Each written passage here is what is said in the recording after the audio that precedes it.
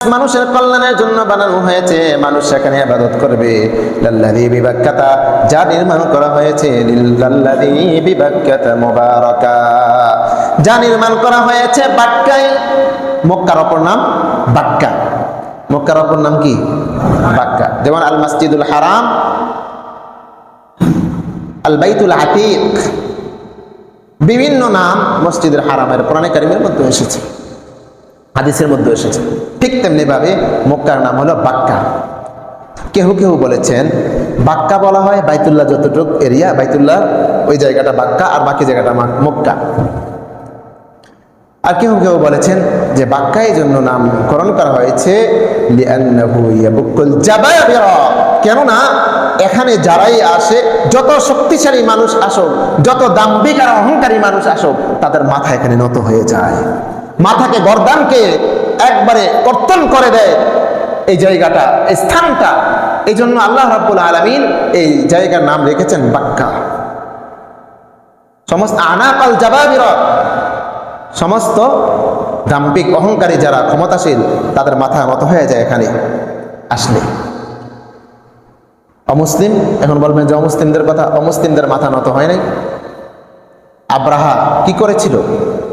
বাইতুল্লাহকে ধ্বংস করার জন্য এসেছিল। রাসূলুল্লাহ সাল্লাল্লাহু আলাইহি ওয়াসাল্লাম আগমনের পূর্বে বাইতুল্লাহকে ধ্বংস করতে এসেছে। আল্লাহ রাব্বুল আলামিন সূরা ফিল পুরাটা নাজিল করেছেন এই সম্পর্কে। আলাম তারা কাইফা ফাআলা রাব্বুকা বিআসহাবিল ফিল আলাম ইয়াজআল কাইদাহুম ফি তাদলিল ওয়া আরসালা আলাইহিম তায়রান আবাবিল। হে রাসূল, আলাম তারা, আপনি কি দেখেন না, জানেন না আপনি কাইফা ফাআলা রাব্বুকা বিআসহাবিল ফিল, হস্তি বাহিনীর সাথে আল্লাহ কি আচরণ করেছেন? আব্রাহা আসছিল, একবারে আল্লাহ রাব্বুল আলামিন এমন ভাবে ধ্বংস করেছেন, আল্লাহ তাআলা ধ্বংস হলো স্থায়ী ধ্বংস। আর আল্লাহ রাব্বুল আলামিন মশা মারতে কামান দাগান না, সামান্য সামান্য পাখি দিয়ে, সামান্য সামান্য প্রাণী দিয়ে আল্লাহ রাব্বুল আলামিন শক্তিশালীদেরকে মুহূর্তে ধ্বংস করে দেন। নমরুদকে আল্লাহ রাব্বুল আলামিন সামান্য, তাও ল্যাংড়া, একবারে সামান্য একটি সবচেয়ে কনিষ্ঠ প্রাণী, যেটা মোটামুটি আমাদের দৃষ্টিতে কনিষ্ঠ, ছোট মশা, এই মশা দিয়ে আল্লাহ রাব্বুল আলামিন তাকে ধ্বংস করে দিয়েছেন। তো আল্লাহ রাব্বুল আলামিন বলেন আলাম তারা কাইফা ফাআলা রাব্বুকা বিআসহাবিল ফিল, হস্তি বাহিনীর সাথে আল্লাহ তাআলা কি আচরণ করেছেন আপনি কি দেখেন নাই? আলাম ইয়াজআল কাইদাহুম ফি তাদলিল, আল্লাহ রাব্বুল আলামিন কি তাদের সমস্ত চক্রান্তকে ধূলিসাৎ করে দেন নাই? রাসূলুল্লাহ সাল্লাল্লাহু আলাইহি ওয়াসাল্লামের আগমনের প্রায় 6 মাস পূর্বে এই ঘটনা ঘটেছে। যখন তার দাদা হুজুর সাল্লাল্লাহু আলাইহি ওয়াসাল্লামের দাদা, কে? আবু লাহাব নাকি কে? আব্দুল মুত্তালিব, নাম তো স্মরণ রাখতে হবে। আব্দুল মুত্তালিব, আবু লাহাব এবং আবু তালেব হলো হুজুর সাল্লাল্লাহু আলাইহি ওয়াসাল্লামের দুইজন চাচা। হুজুর সাল্লাল্লাহু আলাইহি ওয়াসাল্লামের দাদা, ওনার কাছে খবর আসলো যে তোমার সমস্ত ওটগুলো কিন্তু আব্রাহা নিয়ে যাচ্ছে। তো তিনি তার কাছে গেলেন, যাওয়ার পরে বললেন ঠিক আছে, তুমি আমার ওটগুলো দিয়ে দাও, তুমি যা করতে আসছো সেটা করো, বাধা দিব না আমরা, তবে আমার ওটগুলো দিয়ে দাও। বলছে তোমার তো আমি অনেক সাহসী মনে করতাম, তুমি আরবের নেতৃত্ব দিচ্ছ, তোমাকে তো আমি বোকা দিচ্ছি এখন। বললো যে কিভাবে? তুমি বাইতুল্লাহ ধ্বংস করতে আমরা আসছি, তুমি বাইতুল্লাহকে হেফাজত না করে তোমার ওট এবং ওটনি হেফাজত করার জন্য আসছো আমার কাছে। তিনি কি জবাব দিয়েছিলেন? ওট তো আমি মালিক, ওটের মালিকানা আমার কাছে, আমি ওটের মালিক, ওটটির মালিক। এই বাইতুল্লাহর মালিক তো আমি না, এই বাইতুল্লাহর মালিক তো সরাসরি আল্লাহ। যে আল্লাহ বাইতুল্লাহকে নির্মাণ করেছেন, ওই আল্লাহই বাইতুল্লাহকে সরাসরি কুদরতিভাবে হেফাজত করবেন। সুবহানাল্লাহ। আর ওই আল্লাহই, আল্লাহ রাব্বুল আলামিন কুদরতিভাবে এই বাইতুল্লাহকে হেফাজত করেছেন, হস্তি বাহিনীকে ধ্বংস করে দিয়েছেন। এক এক হস্তি ছিল বিশাল বিশাল হস্তি, হাতি নিয়ে আসছে বাইতুল্লাহকে ধ্বংস করার জন্য। আর আল্লাহ রাব্বুল আলামিন কি বলেন? ওয়া আরসালা আলাইহিম তায়রান আবাবিল। আমাদের মধ্যে একটা ভুল প্রসিদ্ধ আছে, সেটা হলো কি আল্লাহ তাআলা আবাবিল পাখি পাঠাইছে। পাখির নাম কি আবাবিল নাকি? না, আবাবিল মানে দলে দলে, যাকে যাকে। পাখির নাম আবাবিল না, এটা ভুল। আবাবিল মানে হলো যাকে যাকে, আরবি শব্দ যাকে যাকে। আল্লাহ রাব্বুল আলামিন যাকে যাকে পাখিদেরকে পাঠিয়েছেন তাদের উপরে। চড়ুই পাখির মতো ছোট ছোট পাখি ছিল, আর ওদের মুখের মধ্যে কঙ্করের মতো ছোট ছোট পাথরের টুকরা ছিল। এক একটা পাখি এক একজনের মাথার উপর দিয়ে ফেলেছে, মাথার উপর ভেদ করে একবারে হাতির নাড়ি বুড়ি নিয়ে বের হয়ে গেছে। হাতির মধ্যে যিনি আরোহণ করছেন আরোহী, হাতির যে আরোহী তার অবস্থা তো আরো আগে শেষ। নারী বুড়ি নিয়ে হাতি ভেদ করে হাতির নারী বুড়ি নিয়ে একবারে নিচে পড়েছে, গুলির মতো কাজ করেছে এক একটা। আল্লাহ তাআলা এইভাবে সাথে সাথে ধ্বংস করে দিয়েছেন। তো আল্লাহ তাআলা বলেন তারমিহিম বিহিজারাতিন মিন সিজ্জিল, এই পাখিগুলো ছোট ছোট কঙ্কর নিক্ষেপ করছিল। ফাজআলাহুম কাসফিন মাকুল, আল্লাহ তাআলা তাদেরকে বানিয়ে দিয়েছেন গরু ঘাস খাওয়ার পরে মাঝে মধ্যে দেখবেন চাবানোর উপরে ফেলে দেয়, দেখছেন কখনো?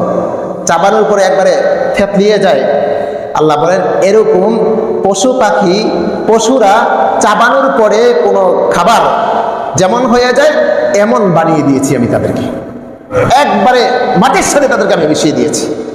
তো বাইতুল্লাহর বিরুদ্ধে যারা আসবে, আল্লাহ রাব্বুল আলামিন বলেন লাল্লাযী বিবাক্কাতা, এই মক্কার মধ্যে যারাই আসবে মক্কাকে ধ্বংস করার জন্য তাদেরকে আল্লাহ তাআলা ধ্বংস করে দিবেন। মুবারাকান, এই বাইতুল্লাহ হলো বরকতময়। শুধু বাইতুল্লাহকে দেখেই অনেক মানুষ সামনে আসতেছে। আল্লাহ রাব্বুল আলামিন বলবেন ওয়া হুদাল লিল আলামিন, অসংখ্য মানুষের জন্য, পুরা পৃথিবীবাসীর জন্য এই বাইতুল্লাহ হলো হেদায়েত স্বরূপ। সুবহানাল্লাহ, বাইতুল্লাহকে দেখেই অসংখ্য অমুসলিমরা মুসলমান হয়ে গিয়েছে, শুধু বাইতুল্লাহকে দেখে।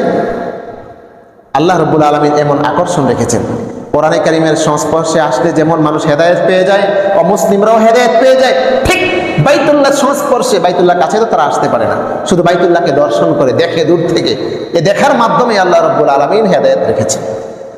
আর যারা কাছে যাবে, আল্লাহু আকবার, যারা হাতে ধরবে, উমরাতে হজের সময় অনেক কঠিন, উমরাতে যারা যান আলহামদুলিল্লাহ অনেকের জন্য সহজ হয়। আমাদের সাথে যারা গিয়েছেন আলহামদুলিল্লাহ আল্লাহর মেহেরবানি, সবাইকে আল্লাহ তাআলা তৌফিক দিয়েছেন। সর্বপ্রথম একবারে এর পূর্বে আর দেখা হয় নাই, আসরের নামাজ পড়েছি, তাও চিনি না, আগে কখনো যাই নাই, এভাবে সবার সাথে সাথে যাইতেছি। গিয়ে দেখলাম বাইতুল্লাহর একবারে কাছাকাছি জায়গায় জামাত চলতেছে, একবারে কাছাকাছি জায়গায়, হয়তো 8 থেকে 10টি কাতার, আরো কম হবে। নামাজ শেষ, সবাই আলহামদুলিল্লাহ, সবাই বাইতুল্লাহকে দীর্ঘ সময় ধরে চুম্বন করেছে। তো আল্লাহ রাব্বুল আলামিন যে এই তৌফিকটা দিয়েছেন, এটার জন্য আল্লাহ তাআলার কাছে তৌফিক চাইতে হবে। যারা বাইতুল্লাহকে সরাসরি ধরেন তাদের গুনাহটা কেমন মাফ হবে, তাদের জন্য কত বড় হেদায়েত হবে এই বাইতুল্লাহ। এই জন্য আল্লাহ রাব্বুল আলামিন বলেছেন ওয়া হুদাল লিল আলামিন, এই বাইতুল্লাহ পুরো বিশ্ববাসীর জন্য হেদায়েত। মুবারাকান, বরকতময়, সর্বদিক থেকে তার বরকত আনয়ন করে, তার ঈমানের দিক থেকে বরকত হয়, তার আমলের দিক থেকে বরকত হয়। এই বাইতুল্লাহর মধ্যে যারাই আসবে সর্বদিক থেকে আল্লাহ রাব্বুল আলামিন বরকত দিয়ে দিবেন। ফীহি আয়াতুন বাইয়িনাতুন মাকাম ইব্রাহিম, আর এতে রয়েছে আয়াতুন, অনেকগুলো নিদর্শন রয়েছে, বাইয়িনাত, যে নিদর্শনগুলো হলো স্পষ্ট নিদর্শন, অস্পষ্ট কোনো নিদর্শন না। তার মধ্যে অন্যতম হলো মাকাম ইব্রাহিম, ইব্রাহিম আলাইহিস সালাতু ওয়াস সালামের মাকাম, যেখানে দাঁড়িয়ে দাঁড়িয়ে বাইতুল্লাহকে নির্মাণ করেছেন। অন্য জায়গায় আল্লাহ রাব্বুল আলামিন বলেন মাকাম ইব্রাহিম। কোরআনে কারিমে আল্লাহ রাব্বুল আলামিন সূরাতুল বাকার 24 নম্বর আয়াতে 25 নম্বর আয়াতের মধ্যে ইরশাদ করেন ওয়াত্তাখিযু মিন মাকামি ইব্রাহিম মুসাল্লা, তোমরা ওয়াইল জাআলনাল বাইতা মাসাবাতাল লিন-নাসি ওয়া আমনা। আল্লাহ রাব্বুল আলামিন সূরাতুল বাকারার এই আয়াতের মধ্যে বলেন বাইতুল্লাহকে আমি বানিয়েছি মাসাবাতাল লিন-নাস, সকল মানুষের ফিরে আসার জায়গা বানিয়েছি, মারজিআল লিন-নাস, সব মানুষ বারবার ফিরে আসতে চাইবে। সুবহানাল্লাহ, এটা বোঝানো সম্ভব না, আমি আপনাদেরকে বুঝাইতে পারবো না। যারা গিয়েছেন তারা একমাত্র অনুধাবন করতে পারবেন। একবার আসার পরে আপনার অন্তর যে ছটফট করতে থাকবে, কমপক্ষে 1 মাস তো আপনি স্থির থাকতে পারবেন। এজন্য আমরা থেকে আসার পরে একবারে দৃঢ়ভাবে নিয়ত করে ফেলেছি, যা হোক ঋণ করি আর যা করি আল্লাহ তৌফিক দিলে হজ করবো ইনশাআল্লাহ। এটা সম্ভব হয়েছে কেন? ওই যে টানের কারণে, না হয় সম্ভব হতো না। এটা আগে বুঝতাম না, যাওয়ার পরে পরিপূর্ণ অনুধাবন হয়েছে। 1 মাস তো এরকম হতো যে নামাজ পড়লে মনে হতো মাঝে মধ্যে যে আমি মনে হয় হারামের সামনে নামাজ পড়তেছি। অনেক দিন এরকম হয়েছে, বোঝানো সম্ভব না। কোরআন কারীমের এই আয়াত তো মিথ্যা হতে পারে না। আল্লাহ রাব্বুল আলামিন বলেছেন মাসাবাতাল লিন্নাস, মানুষ বারবার ফিরে আসবে, তার অন্তর মধ্যে একটা টান সৃষ্টি হবে, সে কল্পনাও করতে পারবে না। মাসাবাতাল লিন্নাস ওয়া আমনা, এবং এই বাইতুল্লাহকে আমি নিরাপদ বানিয়েছি। তো আল্লাহ রাব্বুল আলামিন এখানে বলতেছেন ওয়াত্তাখিযু মিন মাকামি ইব্রাহিম মুসাল্লা, এই মাকাম ইব্রাহিমকে আমি মুসাল্লা বানিয়েছি, নামাজের জায়গা বানিয়েছি, সেখানে গিয়ে নামাজ পড়বা তোমরা। কাদের পক্ষে সম্ভব হবে? যারা হজ করতে যাবেন, যারা উমরা করতে যাবেন, তাদের পক্ষেই তো সম্ভব হবে। তো এই স্থানটা হলো বরকতময় স্থান, যেখানে বাইতুল্লাহ নির্মাণ করেছেন মাকাম ইব্রাহিম। ভিতর তো ঢুকা যায় না, গ্লাস দিয়ে আবদ্ধ। আপনারা হয়তো অনেকে দেখেন, বিভিন্ন ফটোতে দেখেন এভাবে আবদ্ধ গ্লাস দিয়ে। ইব্রাহিম আলাইহিস সালাতু ওয়াস সালাম যে দাঁড়িয়ে কাজ করেছেন, পাথরগুলা একবারে দেবে গিয়েছে, অর্থাৎ ওনার পায়ের ছাপগুলো স্পষ্ট দেখা যাচ্ছে পাথরের মধ্যে। সুবহানাল্লাহ। গ্লাসের এভাবে অনেকে দেখে, তবে সেখানে ইবাদতের কিছু নাই। অনেকে সেখানে গিয়ে চুম্বন করে ইবাদত করে, ওইখানে আলাদা কোনো কিছু করতে হবে না, এটা অতিরিক্ত। কোরআন সুন্নায় যা আছে সেটাই করতে হবে, এর বাইরে কোনো কিছু করা যাবে না। তো যারা উমরা করেন, উমরার মধ্যে এটাও আছে, তওয়াফ শেষ করে সেখানে 2 রাকাত নফল মুস্তাহাব নামাজ পড়বেন। সেখানে সুন্নাহ, রাসূল নামাজ পড়েছে 2 রাকাত নামাজ পড়ে এরপরে কি করবেন? সাফা মারওয়া সাই করতে যাবেন, সেখানে 2 রাকাত নামাজ পড়বেন, এটাকে সামনে রেখে বরাবর। তো এটাই আল্লাহ রাব্বুল আলামিন বলেছেন ফিহি আয়াতুম বায়িনাতুম মাকাম ইব্রাহিম, মাকাম ইব্রাহিম আছে। তো মাকাম ইব্রাহিম কি? মাকাম ইব্রাহিম হলো মানে ইব্রাহিম আলাইহিস সালাতু ওয়াস সালাম যেই পাথরটার উপরে দাঁড়িয়ে দাঁড়িয়ে তিনি মিস্ত্রির কাজ করেছেন আর যোগালির কাজ করেছেন আরেকজন নবী, তার সন্তান ইসমাইল আলাইহিস সালাতু ওয়াস সালাম। সুবহানাল্লাহ। ওনারা কাবা ঘর নির্মাণ করার পরে অনেকগুলো দোয়া করেছেন। আগামী সপ্তাহে দোয়াগুলো বলবো। সবগুলো দোয়া আমাদের মুখস্থ করা দরকার, আমল করা দরকার। আগামী সপ্তাহে ইনশাআল্লাহ বলবো সবগুলো দোয়া, কি কি দোয়া করেছেন তারা। তো অনেকগুলো দোয়া করেছেন, আল্লাহ তাআলা সবগুলো দোয়া কবুল করেছেন, সবগুলা একটাও বাকি নেই। সবগুলো দোয়া আল্লাহ রাব্বুল আলামিন কবুল করেছেন। নবীদের কোনো দোয়া আল্লাহ রাব্বুল আলামিন কবুল ছাড়া রাখেন না। তো এটার একটা বৈশিষ্ট্য হলো আল্লাহু আকবার, মাকাম ইব্রাহিম। এই পাথর যখন ইব্রাহিম আলাইহিস সালাতু ওয়াস সালাম উপরে ওঠার প্রয়োজন হইতো, তিনি মুখে বলতেন না, প্রয়োজন উপরে উঠবেন, একটা পাথর উপরে স্থাপন করবেন, সেট করবেন, সাথে সাথে এই পাথরটা লিফটের মতো উপরে উঠে যেত। সুবহানাল্লাহ। আবার যখন নিচে নামার প্রয়োজন হইতো, আবার আস্তে করে নিচে নেমে যেত। উনি বলতেন না, শুধু ইচ্ছা পোষণ করতেন। আল্লাহ তাআলা তো জানেন এই পাথরটা কার আদেশে পরিচালিত হয়েছে, আল্লাহর আদেশে। তো আল্লাহ রাব্বুল আলামিন তো জানেন কখন তিনি কি করবেন বা কি করছেন। তো ইব্রাহিম আলাইহিস সালাতু ওয়াস সালাম এই যে মাকাম ইব্রাহিমের মধ্যে তিনি যে কাজ করেছেন, মাকাম ইব্রাহিম হলো বরকতময় এবং আল্লাহ রাব্বুল আলামিন কুদরতি নিদর্শন সমূহের মধ্যে অন্যতম একটি নিদর্শন। আল্লাহ রাব্বুল আলামিন বলেন ওয়ামান দাখালাহু কানা আমিনা, আর এই মক্কার মধ্যে যারা প্রবেশ করবে তারা সম্পূর্ণ নিরাপদ থাকবে। এই জন্য রাসূলুল্লাহ সাল্লাল্লাহু আলাইহি ওয়াসাল্লাম মক্কা বিজয়ের পরে ঘোষণা করেছিলেন, যারা বাইতুল্লাহর মধ্যেও প্রবেশ করবে, মসজিদের হারামের মধ্যে যারা প্রবেশ করবে তারাও নিরাপদ থাকবে। জাহিলিয়াতে যুগও এরকম ছিল, কেউ যদি অন্যায় করে, কোনো অপরাধ করে, হত্যা করে এখানে ঢুকতো, যতক্ষণ সে এখানে থাকবে ততক্ষণ কেউ তাকে টাচ করতে পারবে না। কারণ আল্লাহ রাব্বুল আলামিনের আদেশ, আল্লাহ তাআলা আদেশ করেছেন, এটাকে তারা সম্মান করত। এবং ইসলামের মধ্যে আল্লাহ রাব্বুল আলামিন এটাকে বলবৎ রেখেছেন এবং বলেছেন ওমান দাখালাহু কানা আমিনা, যেই সে প্রবেশ করবে নিরাপদ থাকবে। ওমান কাফার, এরপর আল্লাহ রাব্বুল আলামিন বলেন ওয়ালিল্লাহি আলান নাসি হিজ্জুল বাইতি মান ইসতাতা ইলাইহি সাবিলা, যেই ব্যক্তি হজের সক্ষমতা রাখে, অর্থ আছে, যাওয়ার মতো ক্ষমতা আছে, তার উপরে আল্লাহ রাব্বুল আলামিন হজকে ফরজ করেছেন।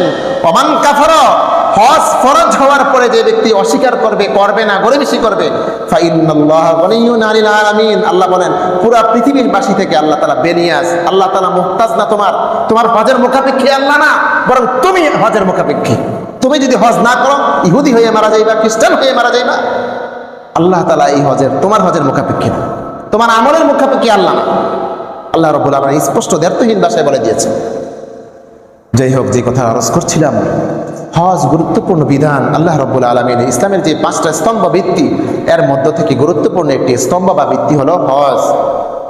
এই যে হজের ক্ষেত্রে আমরা অনেকেই গরিবেশি এই জন্য করি কারণ টাকার বিষয় আছে, আর এখন তো বড় অঙ্কের টাকা, এই জন্য অনেকেই গরিবেশি করি, থাকলেও করতে চাই না। খোদার কসম ভাই, আপনি কি চান আপনি ইহুদি হয়ে মারা যান? আপনি কি চান হজের গুনাহ নিয়ে আপনি মারা যান? তাহলে কি হবে?